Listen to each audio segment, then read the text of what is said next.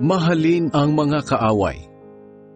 Ngunit sinasabi ko sa inyo na mga nakikinig sa akin, mahalin ninyo ang inyong mga kaaway. Maging mabuti kayo sa mga galit sa inyo. Pagpalain ninyo ang mga umaalipusta sa inyo, at idalangin ninyo ang mga nagmamalupit sa inyo. Kapag sinampal ka sa isang pisngi, iharap mo rin ang kabila. Kapag may gustong kumuha ng balabal mo, ibigay mo. At kung pati ang damit mo ay kinukuha niya, ibigay mo na rin. Bigyan mo ang sinumang humihingi sa iyo. At kapag may kumuha ng iyong ari-arian, ay huwag mo na itong bawiin pa. Gawin ninyo sa inyong kapwa ang gusto ninyong gawin nila sa inyo.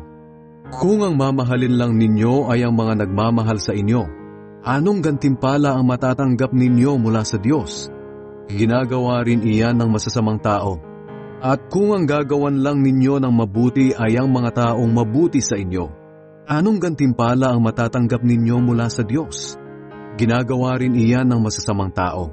At kung ang pinahihiram lang ninyo ay ang mga taong inaasahan ninyong makakabayad sa inyo, anong gantimpala ang matatanggap ninyo mula sa Diyos? Kahit ang masasamang tao ay nagpapahiram din sa kapwa nila masama, sa pag-asang babayaran sila. Ito ang inyong gawin. Mahalin ninyo ang inyong mga kaaway at gumawa kayo ng mabuti sa kanila.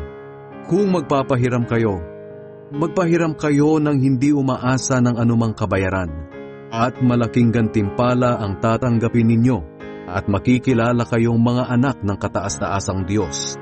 Sapagkat mabuti siya kahit sa mga taong masama at walang utang na loob. Maging maawain kayo tulad ng inyong Ama.